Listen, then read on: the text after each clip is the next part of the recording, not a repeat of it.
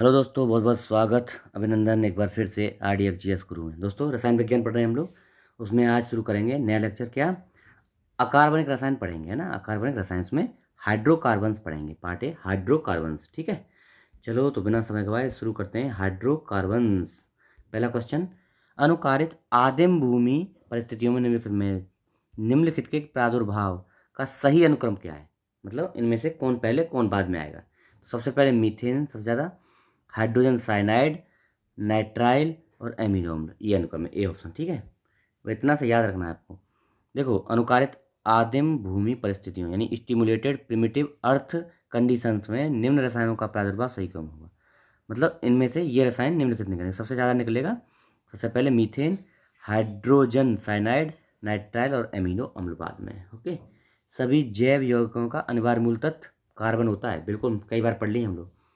संसार के सभी जैव पदार्थ कार्बनिक यौगों से बने होते हैं। कार्बनिक यौगिकों में कार्बन अनिवार्यतः होता है। सभी जैविकों में सर्वाधिक आवश्यक मूल तत्व क्या है? कार्बन होता है, बी। निम्नलिखित तत्व समूह में कौन सा एक पृथ्वी पर जीवन की उत्पत्ति के लिए मूलतः उत्तरदायी? कौन सा? कार्बन, हाइड्रोजन और नाइट्रोजन, बी ऑप्शन, ठीक है। कार्बन, हाइड्रोजन, नाइट्रोजन, ये इंपॉर्टेंट है। जीव विज्ञानी के लिए 6 तत्व कौन कौन से? छह छह पदार्थ कौन कौन से जरूरी हैं? 6 तत्व बहुत जरूरी माने थे। वो कौन कौन से हैं? कार्बन, हाइड्रोजन, नाइट्रोजन, ऑक्सीजन, उसके बाद फास्फोरस और सल्फर। जीवन से जुड़े सभी आधारभूत रसायन, प्रोटीन, न्यूक्लिक अम्ल, कार्बोहाइड्रेट, विटामिन, हार्मोन इत्यादि इन्हीं मूल तत्वों से बनते हैं, इन 6 से। हाइड्रोकार्बनों के अणुभारों के बढ़ते अनुक्रम के अनुसार निम्नलिखित में से कौन सा सही अनुक्रम है? कौन सा सही क्रम है ना? हाइड्रोकार्बन के बढ़ते अणुभार के साथ बताना है। तो ए ऑप्शन सही है। कैसे? मीथेन, उसके बाद एथेन, प्रोपेन और ब्यूटेन, अणुभार बढ़ते हुए बताना है। तो हाइड्रोकार्बन के अणुभारों का बढ़ता अनुक्रम सबसे कम मीथेन, उससे ज़्यादा फिर एथेन। देख लो, आप पहचान भी लो, CH4 होता है मीथेन, एथेन होता है C2H6, प्रोपेन है उससे अगला C3H8 हो गया, फिर लास्ट में ब्यूटेन C4H10, ठीक है। मीथेन, एथेन, प्रोपेन और ब्यूटेन, ये क्रम होगा। ओके। एक हाइड्रोकार्बन जिसमें कार्बन के 2 परमाणु द्विबंध द्वारा जुड़े हों क्या कहलाता है? तो एल्केन कहलाता है। क्या कहलाता है? एल्केन नहीं, एल्केन नहीं, एल्कीन। ओके, सॉरी, एल्कीन कहलाता है, एल्केन नहीं, एल्कीन। केवल कार्बन हाइड्रोजन युक्त यौगिक हाइड्रोकार्बन कहलाते हैं, ये पढ़ लिया हमने। कार्बन कारण द्विबंध वाली असंतृप्त श्रृंखला को एल्कीन कहते हैं, एल्कीन। अच्छा, एल्केन किसे कहते हैं फिर? कार्बन कार्बन एकल आबंध युक्त संतृप्त संतृप्त विस्तृत श्रृंखला वाले हाइड्रोकार्बन एल्केन कहलाते हैं, एकल हो, और 2 बारी हो तो एल्कीन कहलाएगी। अच्छा, एल्काइन क्या है फिर? त्रिबंध वाले असंतृप्त हाइड्रोकार्बन एल्काइन कहलाएंगे। परमाणुओं के मध्य इलेक्ट्रॉनों के स्थानांतरण से जो बंध बनते हैं उन्हें विद्युत संयोजक या आयनिक बंध कहते हैं। ओके। अगला देखो, प्रथम विश्व युद्ध में निम्नलिखित में से किस एक रासायनिक का आयुध के रूप में प्रयोग हुआ था? तो मस्टर्ड गैस का हुआ था, ठीक है। प्रथम विश्व युद्ध में मस्टर्ड गैस क्या होता है? C4H8Cl2S को रासायनिक आयुध के रूप में प्रयोग किया गया था। मस्टर्ड गैस को रासायनिक नाम क्या होता है इसका? Dichloro die ethyl sulphide, dichloro die ethyl sulphide. एक जहरीली गैस है, ये खुली त्वचा पर फफोले डाल सकती है। शुद्ध मस्टर्ड गैस कमरे के तापमान पर रंगहीन, गाढ़ा और चिपचिपा द्रव होती है, ठीक है। रंगहीन होगा, गाढ़ा होगा, द्रव होगी, द्रव अवस्था। मस्टर्ड गैस का उपयोग रासायनिक युद्ध में। विषाक्त मस्टर्ड गैस होती है क्या? द्रव होती है, पढ़ लिए हम लोग अभी। ओके। चलो अगला देखते हैं। कमरे के तापमान पर मस्टर्ड गैस मूलतः लिक्विड होती है, द्रव होती है। इसे शक्तिशाली रसायन के रूप में प्रयोग किया जाता है। इस विषाक्त रसायन में त्वचा, आँख, फेफड़े आदि सर्वाधिक प्रभावित होते हैं। इसके लक्षण जो है 1 से 6 घंटे के बाद दृष्टिगत होते हैं, है ना। 1 से 6 घंटे बाद दिखने शुरू होते हैं। सिगरेट लाइटर में निम्नलिखित में से सिगरेट लाइटर में कौन सी गैस होती है? ब्यूटेन होती है, ब्यूटेन। ब्यूटेन एक ज्वलनशील हाइड्रोकार्बन है जिसका आणविक सूत्र क्या होता है? C4H10। इसका उपयोग सिगरेट लाइटर में, ठीक है, ब्यूटेन का। भोपाल गैस त्रासदी में कौन सी गैस थी? Methyl isocyanide, A option.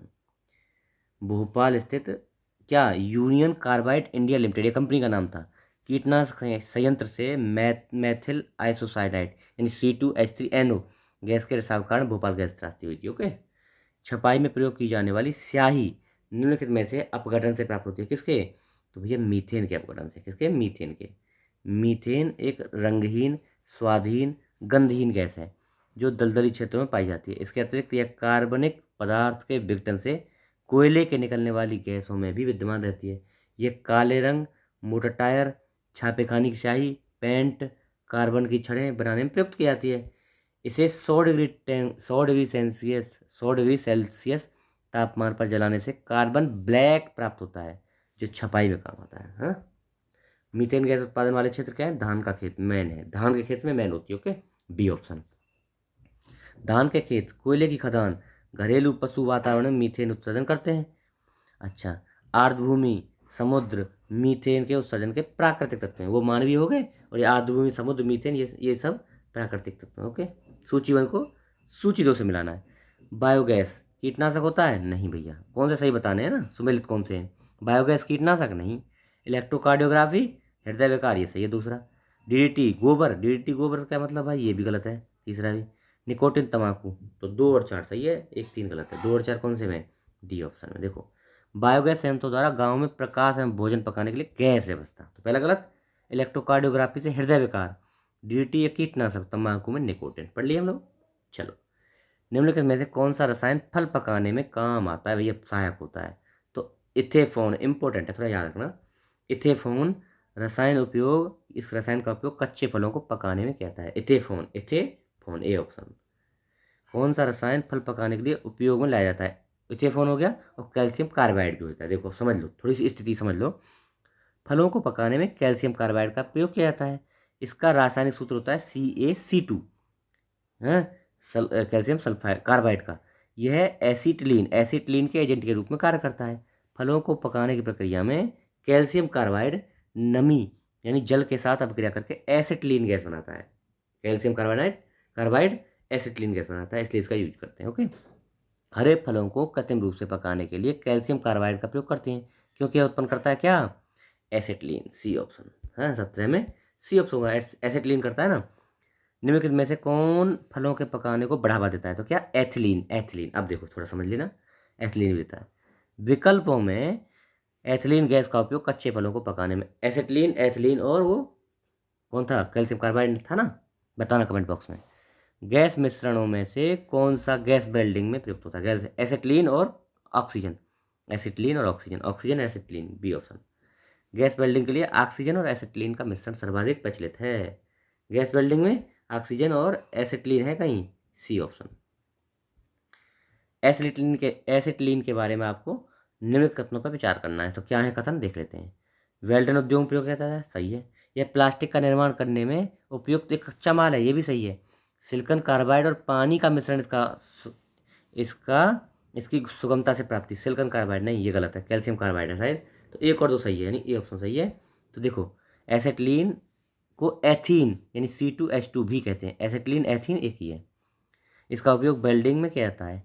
इसके द्वारा क्लोरोएथेन का निर्माण किया जाता है, जो प्लास्टिक निर्माण हेतु कच्चा माल के रूप में प्रयोग किया जाता है। कैल्शियम कार्बाइड है ना, ये तो एक का सिलिकॉन कार्बाइड नहीं था, ये सिलिकॉन कार्बाइड की वजह से हुआ। कैल्शियम कार्बाइड और पानी, कैल्शियम कार्बाइड और पानी का मिश्रण एसिटिलीन की सुगमता से प्राप्ति है। वही पढ़े हम, कैल्शियम कार्बाइड जिसका प्रयोग किया जाता है फलों को पकाने के लिए, वही कैल्शियम कार्बाइड। ओके, निम्नलिखित युग्मों में से कौन सुमेलित नहीं है? फ्लोरीन युक्त कार्बनिक यौगिक, यही गलत है, ये गलत है। क्यों? फ्लोरीन में फ्लोरीन नहीं होता है, ए ऑप्शन गलत। देखो, शुष्क बर्फ, ठोस कार्बन डाई, ये सही है के निर्माण। अच्छा, शुष्क बर्फ के निर्माण में यह प्रक्रिया कार्बन डाइऑक्साइड गैस के तरल तत्पश्चात ठोस में परिवर्तित होती है। जब देखो, जबकि ठोस कार्बन डाइऑक्साइड का ऊर्ध्वपातन तरल में न होकर सीधे गैस में होता है। तो पढ़ लिए थे हम पहले। मस्टर्ड गैस शक्तिशाली रसायन, ये सही है। इस प्राणघात रसायन से त्वचा, आँख, इसके अतिरिक्त फेफड़े, DNA कोशिकाएं भी सर्वाधिक प्रभावित हो जाती हैं। 1 से 6 घंटे बाद इसके लक्षण दिखते हैं, ये भी पढ़ लिए हम। टेफ्लॉन, अब ये देखो थोड़ा पढ़ना। पॉलीटेट्राफ्लोरोएथिलीन का व्यापारिक नाम है, पॉलीटेट्राफ्लोरोएथिलीन का रासायनिक नाम है टेफ्लॉन, जिसे 1944 में रजिस्टर्ड कराया गया। यह संश्लेषित फ्लोरोपॉलीमर है जिसमें फ्लोरीन के अणु मिलते हैं। किसमें? टेफ्लॉन में फ्लोरीन के अणु मिलते हैं। टेफ्लॉन फ्लोरीन युक्त बहुलक है, टेफ्लॉन है, फ्लोरीन नहीं है। अब फ्लोरीन के बारे में पढ़ें। फ्लोरीन कार्बन परिवार का एक अपरूपक है भैया, जिसमें पूर्ण रूप से कार्बन के अणु संग्रहित, पूर्ण रूप से कार्बन होता है। इसे C60 से व्यक्त किया जाता है। फ्लोरीन की खोज क्या राइस विश्वविद्यालय का अनुसंधानकर्ता ने 1985 में क्या नाम था, रिचर्ड बकमिस्टर फुलर के नाम पर इसका नाम फुलरीन रखा है ना, Richard Buckminster fullerene, okay Fuller. कौन सा सुमेलित नहीं है, शुष्क बर्फ, ठोस कार्बन डाइऑक्साइड, मस्टर्ड गैस, रसायन युद्ध में प्रयोग, टेफ्लॉन फ्लोरीन युक्त मौलक, ये पढ़ लिया अभी हम, फुलरीन फ्लोरीन युक्त कार्बनिक पदार्थ, ये करते हैं अभी तो पढ़े जस्ट 23 में पढ़े। निम्नलिखित पदार्थों को उनके पहली बार प्रयोगशाला में, हाँ प्रयोगशाला में संश्लेषण के अनुसार व्यवस्थित कीजिए। तो ऑप्शन देखना है, ब्लैक गोल्ड, ब्लैक गोल्ड देखो सबसे लास्ट में ब्लैक गोल्ड आएगा, क्योंकि 2019 में खोजा गया था ब्लैक गोल्ड और इंडिया ने खोजा था, इसलिए 2019 में क्वेश्चन पूछा तो ब्लैक गोल्ड, तो सबसे लास्ट में ब्लैक गोल्ड आएगा एक। अब देखो लगा लो, तो इसमें से बी और सी में से आएगा। तो देखो सबसे पहले इनमें से कौन सा है, ये है कैबलर, सबसे पहले कैबलर है, उसके बाद फिर है फ्लोरीन, फिर ग्रेफीन है, और उसके बाद में ब्लैक गोल्ड है, यानी बी ऑप्शन है। 4 2 3 1। अमेरिका स्थित ड्यूपॉन्ट लेबोरेटरी ने 1965 में कैबलर संश्लेषित किया, कैबलर 1965 में। सर्वप्रथम फ्लोरीन की खोज 1985 में ब्रिटेन के हैरोल्ड डब्ल्यू क्रोटो और अमेरिकी वैज्ञानिक थे रिचर्ड ई स्मेल तथा रॉबर्ट एफ कर्ल जूनियर, इन तीनों ने खोजा क्या, फ्लोरीन, कब 1985 में। 2004 में ग्रेफीन को सर्वप्रथम मैनचेस्टर विश्वविद्यालय में 2 अनुसंधानकर्ता कौन, आंद्रे गीम और कोत्स्या नोवेलोव, इन दोनों ने, है ना। बाकी 2019 में टाटा मूलभूत अनुसंधान संस्थान के वैज्ञानिकों ने नैनो प्रौद्योगिकी तकनीक का प्रयोग करके सुनहरे गोल्ड है, सुनहरे गोल्ड को ब्लैक गोल्ड में रूपांतरित किया, ब्लैक गोल्ड में, सबसे लास्ट में था ब्लैक गोल्ड, ठीक है। ऑप्शन हो गया बी। अधोरेखित में कौन सही सुमेलित नहीं है, पायरीन अग्निशमक, सल्फर डाइऑक्साइड अम्ल वर्षा, फ्रेयान प्रशीतक, फ्लोरीन फ्लोरीन युक्त मौलक। देखो हमको पहले नहीं पता थे, लेकिन ये डी पता था ना, इसी से हो गया काम। अब याद रखना, पायरीन होता है अग्निशामक, सल्फर डाइऑक्साइड अम्ल वर्षा, फ्रेयान प्रशीतक है, याद रखना, ओके। अच्छा, फ्लोरीन का सबसे साधारण रूप बकमिस्टर फ्लोरीन, यह एक रवेदार बहुरूप है और जिसका प्रत्येक अणु 60 कार्बन परमाणुओं का गोलाकार समूह होता है। इसके अतिरिक्त देखो और भी क्या है, C32, C50, C30, C36, 76 आदि फ्लोरीन के छोटे बड़े गोलाकार रचनाओं के रूप में पाए जाते हैं, ये भी अलग रूप है, ठीक है। बेंजीन के लिए निम्नलिखित में से कौन सा सत्य है, बेंजीन के लिए, इसमें 6 सिग्मा 6 पाई होते हैं, इसमें 12 सिग्मा 6 पाई होते हैं, इसमें 12 सिग्मा 3 पाई होते हैं, इसमें 12 सिग्मा 3 पाई होते हैं। बेंजीन इंपॉर्टेंट है, सी ऑप्शन। बेंजीन एक हाइड्रोकार्बन है जिसका सूत्र क्या होता है, C6H6 बेंजीन, जिसमें 6 कार्बन परमाणु 6 हाइड्रोजन परमाणु होते हैं।